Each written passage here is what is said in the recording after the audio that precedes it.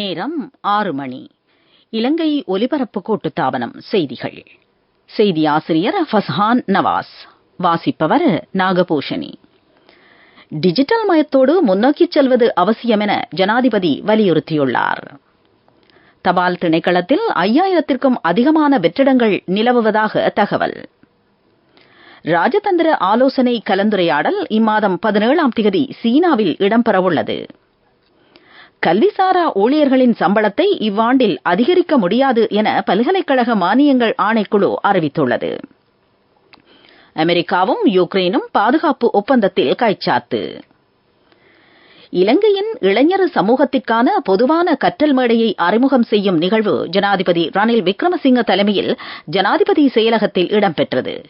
Public lane என்ற தலைப்பில் உலகின் முன்னணி பல்கலைக்கழகங்களின் பாடநெறிகளை இலவசமாக தொடர்வதற்கான வாய்ப்பை ஏற்படுத்துவது இதன் நோக்கமாகும். ரிஜென்ட் குளோபல் நிறுவனம் இந்த வேலைத்திட்டத்தை நடைமுறைப்படுத்துகிறது. இந்த வேலைத்திட்டத்திற்கு ஐக்கிய ராஜ்யத்தின் இலங்கையின் புலம்பெயர் சமூகம் நிதி உதவியை வழங்கியிருக்கிறது. நவீன பொருளாதார பரிவர்த்தனைக்காக இலங்கை டிஜிட்டல் மயத்தோடு துரிதமாக முன்னோக்கிச் செல்ல வேண்டும் என நிகழ்வில் உரையாற்றிய ஜனாதிபதி ரணில் விக்ரமசிங்க தெரிவித்தார். நாட்டின் கல்வித்துறையில் 3 கட்டங்களின் கீழ் மாற்றங்கள் ஏற்பட்டதாகவும் டிஜிட்டல் மயப்படுத்தலோடு திறந்த மேடைகளினூடாக அறிவை பகிர்ந்து கொள்வதற்கான வாய்ப்பு கிடைத்திருப்பதாகவும் அவர் கூறினார். தபால் திணைக்களத்தில் நிலவும் வெற்றிடங்களுக்கான ஆள் சேர்ப்பு பற்றிய பேச்சுவார்த்தை எதிர்வரும் செவ்வாய்க்கிழமை இடம்பெறவுள்ளது. அரச சேவைக்கான ஆட்சேர்ப்பு பற்றி பிரதமர் தலைமையில் நியமிக்கப்பட்டுள்ள குழுவுக்கும் இதுபற்றி அறிவிக்கப்படும் என்று தபால்மா அதிபர் ருவான் சரத்குமார் தெரிவித்தார். ஊழியர் பற்றாக்குறையினால் திணைக்களத்தின் பல்வேறு செயற்பாடுகள் முடங்கியிருக்கின்றன. தபால் திணைக்களத்தில் தற்சமயம் சுமார் 5000 வெற்றிடங்கள் காணப்படுவதாகவும் அவர் கூறினார். 1600க்கும் அதிகமான தபால் அதிகாரிகளுக்கும் தபால் உதவியாளர்களுக்கும் வெற்றிடங்கள் காணப்படுவதாகவும் தபால்மா அதிபர் சுட்டிக்காட்டினார். இதேவேளை சுகையின விடுமுறையை காரணம் காட்டி தபால் ஊழியர்கள் மேற்கொண்டுள்ள வேலைநிறுத்தத்தினால் 15 லட்சத்திற்கும் அதிகமான கடிதங்கள் தேங்கியிருப்பதாக ஒன்றிணைந்த தபால் சேவை தொழிற்சங்கம் தெரிவித்துள்ளது. நீங்கள் கேட்டுக்கொண்டிருப்பது இலங்கை ஒலிபரப்பு கூட்டுத்தாபனத்தின் செய்திகள்.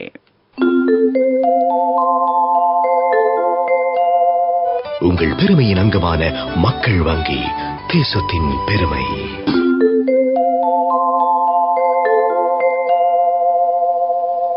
சீனாவின் பெய்ஜிங் நகரில் எதிர்வரும் 17ஆம் தேதி இடம்பெறவுள்ள ராஜதந்திர ஆலோசனை கலந்துரையாடலின் 13வது சுற்றில் இலங்கை பிரதிநிதிகள் பங்கேற்க உள்ளார்கள். வெளிவிவகார அமைச்சின் செயலாளர் அருணி விஜயவர்தன இதற்கு தலைமை தாங்குகிறார். சீன வெளிவிவகார நடவடிக்கைகளுக்கான உப அமைச்சர் சூம் வை டோங் இதற்கு தலைமை தாங்க உள்ளார்.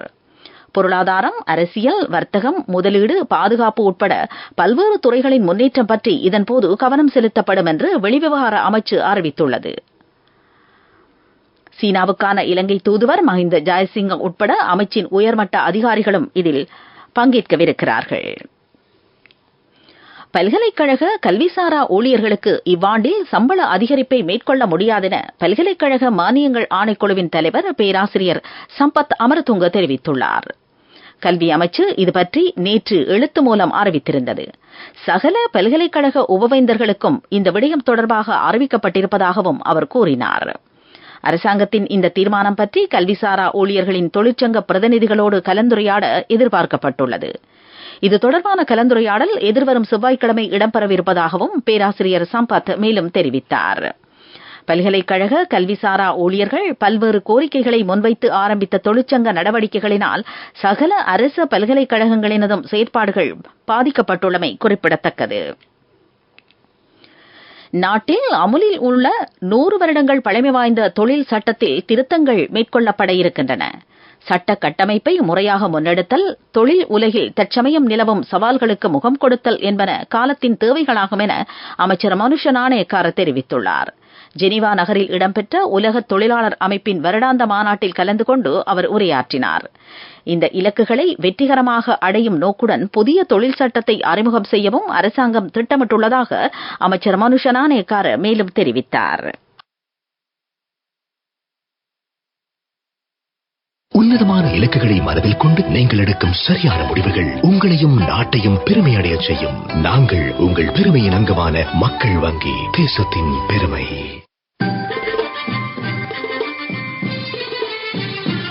பிரதான செய்தி வழங்குவோர் ஒவ்வொரு வீட்டிலும் இருக்க வேண்டிய வீட்டு வைத்தியர் சித்தாலேப. அனுராதபுரம் மிகிந்தலை ரயில் நிலையங்களுக்கு இடையிலான போக்குவரத்து எதிர்வரும் பொசோன் கால பகுதியில் மீண்டும் ஆரம்பிக்கப்பட உள்ளது. இந்த ரயில் பாதையின் அபிவிருத்தி பணிகள் முழுமையாக பூர்த்தியாகாத நிலையில் இந்த அறிவிப்பு வெளியாகியுள்ளது. எதிர்வரும் திங்கட்கிழமை முதல் இந்த ரயில் பாதையில் ரயில் போக்குவரத்து மீண்டும் ஆரம்பிக்கப்பட உள்ளது. ரயில் பாதையின் பெரும்பாலான பணிகள் பூர்த்தியடைந்திருப்பதாக ரயில்வே திணைக்களத்தின் போக்குவரத்து அத்தியட்சகர் அலுவலகம் அறிவித்துள்ளது.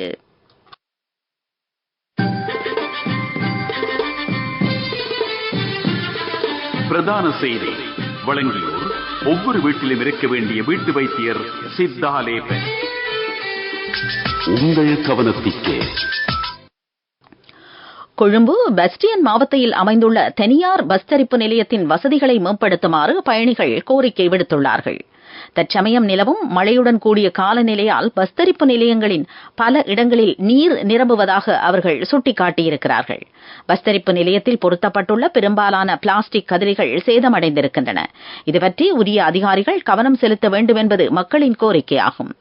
போக்குவரத்து அமைச்சின் கவனத்திற்கு இந்த விடயத்தை சுட்டிக்காட்டுகிறோம். உலகச் செய்திகள். அமெரிக்காவும் யுக்ரைனும் பாதுகாப்பு ஒப்பந்தத்தில் கைச்சாத்திட்டிருக்கின்றன. ரஷ்யாவின் அச்சுறுத்தல்களில் இருந்து யுக்ரைனை பாதுகாக்கும் நோக்கில் இந்த தீர்மானம் எடுக்கப்பட்டிருப்பதாக அமெரிக்க அதிகாரிகள் தெரிவித்துள்ளார்கள். இத்தாலியில் இடம்பெறும் G7 அரச தலைவர்களின் மாநாட்டுக்கு அமைவாக இந்த ஒப்பந்தம் கைச்சாத்திடப்பட்டிருக்கிறது. ரஷ்யாவுக்கு சொந்தமான முடக்கப்பட்ட சொத்துக்களில் இருந்து 50 பில்லியன் அமெரிக்க டாலர்களை யுக்ரைனுக்கு வழங்கவும் அமெரிக்கா தீர்மானித்திருக்கிறது. இந்த ஒப்பந்தம் யுக்ரைன் தனிமைப்படுத்தப்படவில்லை என்பதற்கு சிறந்த உதாரணமாகும் என்றும் ஜனாதிபதி ஜோ பைடன் தெரிவித்துள்ளார். இஸ்ரேலின் ஆட்புலத்தின் மீது 3வது நாளாகவும் லெபனானில் இருந்து ஏவுகணைகள் ஏவப்பட்டுள்ளன. கடந்த வருடம் அக்டோபர் மாதத்தின் பின்னர் எல்லைப்பகுதியில் இருந்து நடத்தப்பட்ட மிக மோசமான தாக்குதலாக இதனை குறிப்பிட முடியும் என்று இஸ்ரேல் ராணுவம் அறிவித்துள்ளது. ஹிஸ்புல்லா அமைப்பினர் இந்த தாக்குதலை மேற்கொண்டுள்ளனர். எல்லைப்புறத்தில் உள்ள 28 நகரங்களிலும் கிராமங்களிலும் வசித்த 60,000க்கும் அதிகமானவர்கள் பாதுகாப்பான இடங்களுக்கு அழைத்துச் செல்லப்பட்டிருப்பதாக சர்வதேச ஊடகங்கள் செய்தி வெளியிட்டுள்ளன. அபிவிருத்தி செய்திகள்.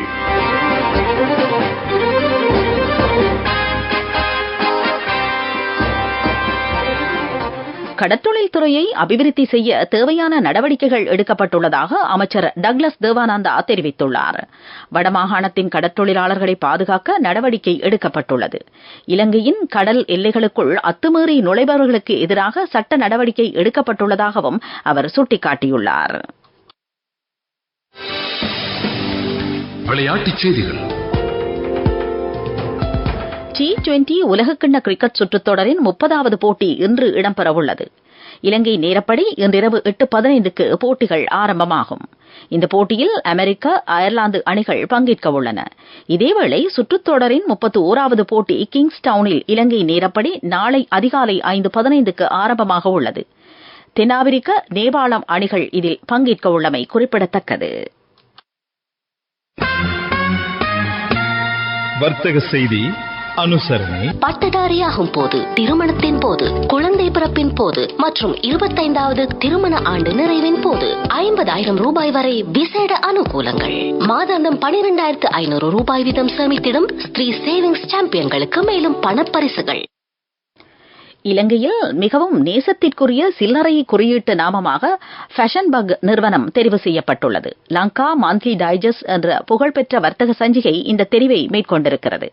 வாடிக்கையாளர்களுக்கு ஃபேஷன் பக் நிறுவனம் வழங்கும் சேவைகளும் அதிக அளவில் பாராட்டப்படுவதாக இந்த சஞ்சிகை சுட்டிக்காட்டியிருக்கிறது. பட்டதாரியாகும் போது, திருமணத்தின் போது, குழந்தை பிறப்பின் போது மற்றும் 25வது திருமண ஆண்டு நிறைவின் போது 50,000 ரூபாய் வரை விசேட அனுகூலங்கள். மாதாந்தம் 12,500 ரூபாய் வீதம் சேமித்திடும் ஸ்ரீ சேவிங்ஸ் சாம்பியன்களுக்கு மேலும் பணப்பரிசுகள். பொருளாதார செய்திகள் அனுசரணை. அவசரத்தில் அங்கும் இங்கும் வைக்க வேண்டாம் தங்கமே. இப்போது தங்கப்போனுக்கு அதிகூடிய முற்படம். அலையுங்கள் 0115-880-400.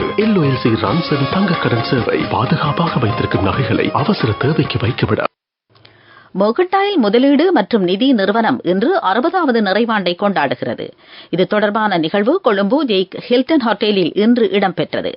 1964ஆம் ஆண்டு ஆரம்பிக்கப்பட்ட இந்த நிறுவனம் முதலீட்டாளர்களுக்கு கடந்த 60 ஆண்டுகளில் பாரிய ஒத்துழைப்புகளை வழங்கியிருக்கின்றது.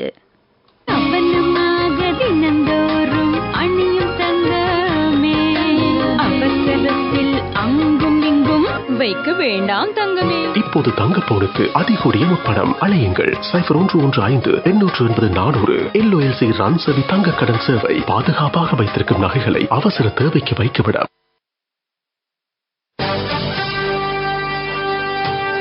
காலநிலை அறிக்கை. மேல் சபரகமுவ வடமேல் மாகாணங்களிலும் காலி மாத்தறை மாவட்டங்களிலும் மழை பெய்யலாம் என்று வளிமண்டலவியல் திணைக்களம் அறிவித்துள்ளது. வடக்கு வடமத்திய மாகாணங்களிலும் திருகோணமலை ஹம்பாந்தோட்டை மொனராகலை மாவட்டங்களிலும் காற்றின் வேகம் மணிக்கு 40 கிலோமீட்டர் தொடக்கம் 80 கிலோமீட்டர் வரை அதிகரிக்கலாம் என்றும் திணைக்களம் வெளியிட்டுள்ள அறிக்கையில் குறிப்பிடப்பட்டுள்ளது. காலநிலை அறிக்கை கேட்டீர்கள். இனி மீண்டும் தலைப்புச் செய்திகள். டிஜிட்டல் மயத்தோடு முன்னோக்கிச் செல்வது அவசியம் என ஜனாதிபதி வலியுறுத்தியுள்ளார். தபால் திணைக்களத்தில் 5000க்கும் அதிகமான வெற்றிடங்கள் நிலவுவதாக தகவல். ராஜதந்திர ஆலோசனை கலந்துரையாடல் இம்மாதம் 17ஆம் தேதி சீனாவில் இடம்பெறவுள்ளது. கல்விசாரா ஊழியர்களின் சம்பளத்தை இவ்வாண்டில் அதிகரிக்க முடியாது என பல்கலைக்கழக மானியங்கள் ஆணைக்குழு அறிவித்துள்ளது. அமெரிக்காவும் யுக்ரைனும் பாதுகாப்பு ஒப்பந்தத்தில் கைச்சாத்து. இத்துடன் செய்திகள் முடிவடைந்தன. எமது அடுத்த பிரதான செய்திகள் இரவு 9 மணிக்கு ஒலிபரப்பாகும்.